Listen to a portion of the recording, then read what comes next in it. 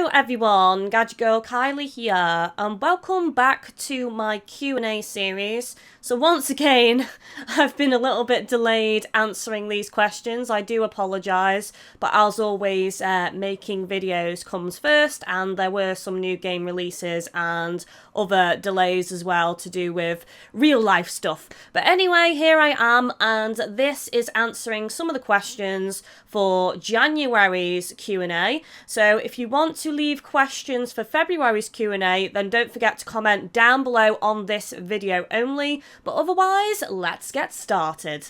I'm actually really glad you asked this question because I don't think a lot of people are fully aware of how long I've actually been running my channel for. It's quite some time, guys. So I started my channel back on January 6th, I believe, of 2012. So I've been doing this for over 5 years now, and I've been doing it full time for quite a while. I think it's probably getting on for 3 years or perhaps over 3 years. I lose track of time. You know, I'm actually a bit annoyed at myself because I really wanted to do something special for my 5-year YouTube anniversary, but I got caught up with new game releases and personal life stuff. I didn't actually end up having time to plan anything, so that sucked. So this is a double question, and I felt like both these questions are pretty important. So the reason I'm doing a lot of face cam now is because I feel like not doing face cam has created a disconnect between me and you guys.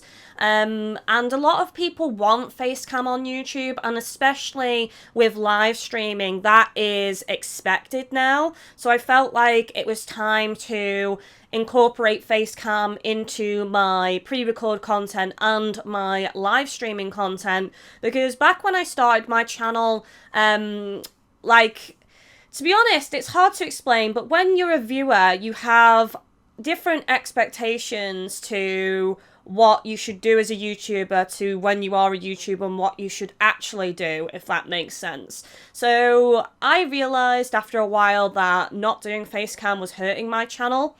I kind of didn't want to do it because I felt like, oh, I'm a girl gamer, I don't want people to come to my channel for the pretty face, and just because I'm a girl, I want it to be because of the content, because of the commentary quality and the games that I'm playing. So that was the thought process behind not having face cam back in the day. But more and more, you guys were asking for face cam. People were saying, why aren't you doing face cam? You should be doing it. It would improve the quality of your videos and stuff like that. And the more and more I looked at other channels, the more I realised that I need to do face cam, which is one of the reasons why I spent so much money on getting the new YouTube setup in my bedroom. I moved the furniture around, I got rid of my TV stand, I spent like £2,000 on a new YouTube setup, getting the face cam, getting a better quality mic, getting the lighting set up and stuff like that. So I made the investment basically, and I feel like this is a good way for me to get that connection back with you guys and my audience. I do think face cam is important so that you can see me and feel more connected to me. So it's about growing the community again and reforging those bonds that were maybe severed isn't the right turn of phrase, but I guess like disconnected. And I'm actually happy about doing face cam now, and I'm happy with my setup, so I'm not as shy as I once was either, which was another reason why I was put off from doing face cam originally. So yeah, I'm enjoying it anyway, and hopefully you guys are too. I've noticed quite a few people commenting on my reactions, because that's something you can never get across really. You can get it across in the tone of your voice on commentary, but like on scary games and stuff like that, it's so much better to see the face cam and see the YouTuber's reaction. And the second question here is, will I be doing Persona 5? Now, as with any game and the things that I've touched on with YouTube over the past few months, and probably more than that on Twitter, there's been a lot of YouTube changes, so really, like, I have to be very careful with what investments I make into the channel now. So Persona 5 is a game that everyone and their mum is going to cover, just because some YouTubers are popular popular with covering Persona 5 and everyone's going to be doing it doesn't mean it's going to bring in viewers, subscribers to my channel. So basically with Persona 5, it's either going to have to be review code, PlayAsia, affiliate earnings, or donation, because Persona 5 would be too much of a risk for my channel. That's a series that I've never covered before on the channel other than the odd gameplay video, so it's just too much of a risk to make that financial investment for that game. This is a really difficult question, so I had to think about this quite a lot. I'd probably say Pokemon, because that was back when I was very young and I was really excited. I got my Game Boy, I got Pokemon Red, and I was so addicted to it. I played it for hours and hours and hours. So I think for me, Pokemon Red will always hold a special place in my heart. This question kind of ties into what I touched on earlier on this Q&A. So, like, the way YouTube has changed means that even games that should do well on my channel are a big risk. I mean, Sword Art Online Hollow Realization is a prime example of that. I'm quite well known for Sword Art on YouTube. I would say that I was definitely one of the biggest YouTubers playing Sword Art Online at the time, with Hollow Fragment and Lost Song. But Hollow Realization has took like a dive in views, and that's to do with the YouTube algorithm and the turning on notifications for channels and stuff like that, the various YouTube changes, and of course not suggesting videos as well. So older games is like the biggest risk possible for the channel, and I'm just not at that sub size. Like the likes of PewDiePie or Boogie, Markiplier can play older games because they have such a large audience that even if the majority of their audience doesn't watch those videos, they still have a large amount of people watching, if you get what I mean. It's kind of similar to when people have suggested to me that I should move to Twitch. My audience is on YouTube, and I did actually try Twitch for around a year, and because I'm not reaching as many of my subscribers as I should be reaching due to the turning off notifications and my videos not being suggested, a very small portion of my audience would follow me. So it's the same deal, really. Older games just would not work on a channel of my size. I'm glad you asked this question, because there's some important advice that I want to give people. Do not ask for shout outs. Do not go to other YouTubers' channels and try to promote yourself, even in a clever or sly way. Just don't do it, because you're going to get blocked. So that's my first advice. Don't try and promote yourself on other YouTubers' channels. Do not ask for shout-outs in other YouTubers' channels. Do not go to another YouTuber's live stream and ask to be, looked at, or your channel to be viewed by their viewership at the time, because, to be honest, it's just a dick move, and it's just considered extremely rude on YouTube. It's actually known as leeching, and most channels will just, like, instantly block you for it. So, my advice is try and collab with channels around your size covering similar games. Do not ask for handouts from larger channels, because they have a right to protect themselves. And talking from experience, I've been used by smaller channels in the past trying to expose themselves. So don't think a larger channel is being stuck up just because they say no to you. They have to protect their channel and their brand at the end of the day. And a collab needs to work for both channels. So it needs to be similar games and a similar viewership. And then that way you can grow together. And you will probably make friends as well with other YouTubers. You can get advice from other YouTubers and just like kind of bounce ideas off each other. So that's another good way to grow. Also, great places to share your videos is Twitter. Make sure your Twitter is linked to your YouTube account so that when a video or a live stream goes up, it will just be automatically tweeted out. But make sure you're hashtagging things, the name of the game, so that it shows up if anyone else searches for that hashtag. And also make sure that you are tagging the game's publisher as well. Sometimes, not all the time, because it will annoy them and they might end up blocking you, but if you like tag a game's publisher or dev or whatever it may be, or a PR, they might retweet your video or stream, so it could actually promote you that way. Another great place to share is Google+.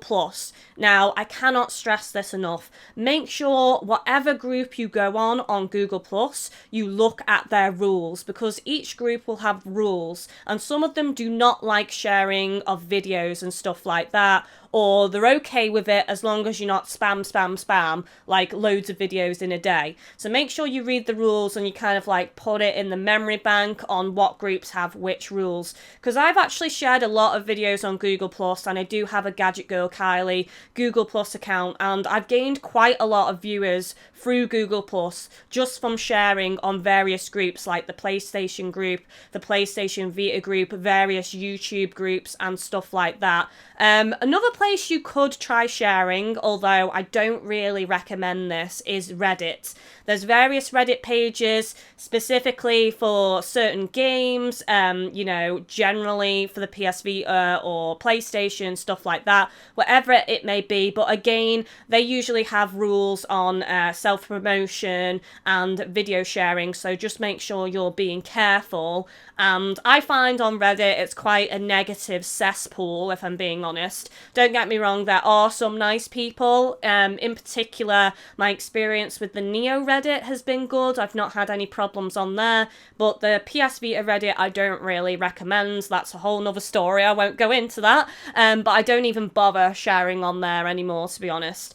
So just be careful where you're sharing, but sharing on the likes of Google Plus and also Facebook pages as well, but make sure again you read the rules, and on Twitter are really good ways to expose your YouTube channel. Also forums as well. Some forums will allow you to share also, but again you just have to make sure you read the rules. So it's just a case of looking around the web and seeing what web pages, groups, forums and stuff like that allow you to do it, really. And that's how I've grown my channel a lot, is just sharing on Google Plus and making sure my videos get tweeted out on Twitter, hashtagging, and just building up my contacts and making friends with other YouTubers.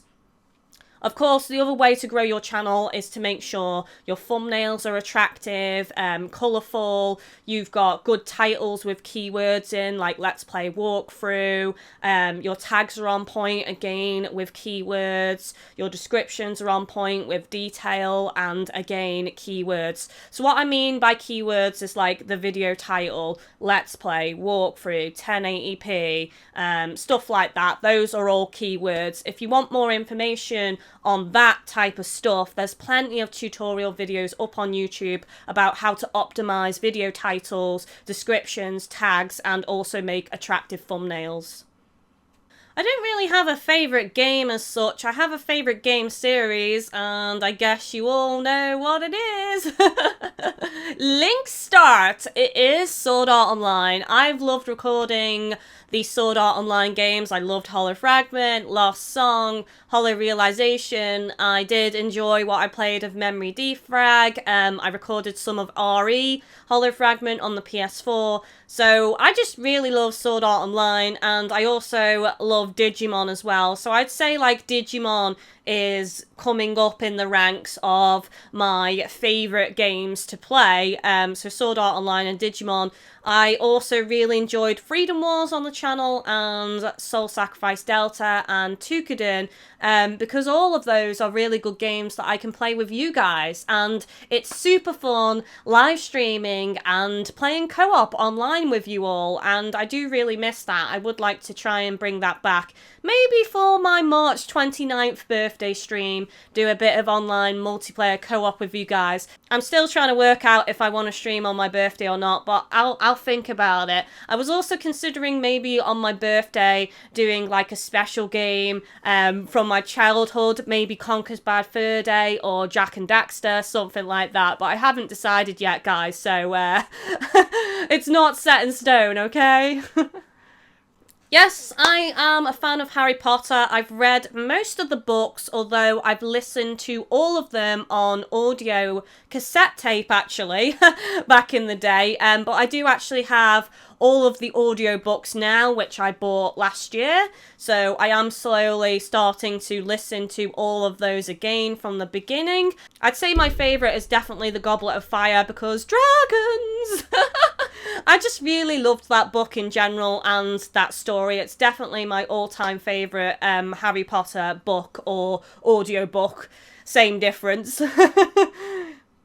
This is a really good question, and again, it ties into some of the things I've touched on this Q&A previously. So one of my main goals this year is to continue to grow Team GGK and the community and kind of repair that disconnect between me and you guys. I'm really enjoying streaming, and that in particular is what is helping to grow my channel right now because of all the YouTube changes. Pre-record content doesn't tend to do that well. It's definitely live streams that are helping to grow the channel, and hey, I'm really enjoying them. I love chatting to you guys live and interacting with you all. So for now, my channel has moved more towards a streaming channel. Now, my goal, I would say, is to get to 100k.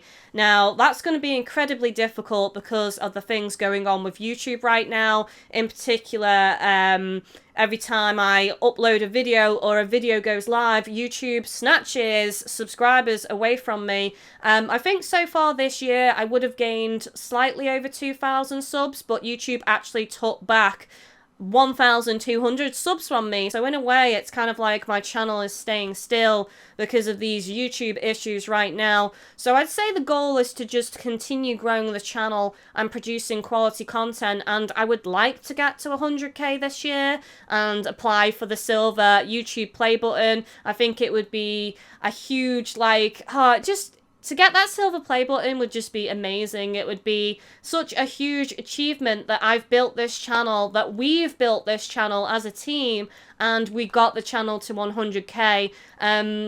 Realistically, I don't think 100k this year is possible for my channel because of all these things going on with YouTube, but it would be nice. But my other goals are simply to just build on the community, continue talking to you guys and being open and honest with you guys, and continuing to produce, hopefully, what you guys consider to be quality content and entertain you. So that's it for this Q&A video, guys. I hope you enjoyed it. Don't forget, if you want to ask questions for this month, February, then you need to comment down below on this video only, and then I will try and make that Q&A. I'll try and make that Q&A early in March. Hopefully I don't get delayed again, but let's face it, I probably will, because there's so many games coming out at the moment, and this is why these Q&As get delayed, but they still get made, and that's the important thing. I want to thank every single one of you for submitting questions. As always, I can't answer them all, so just make sure you comment down below, and you might be in with a chance of getting your question answered on next month's Q&A. But anyway, guys, thank you for watching, and take it easy.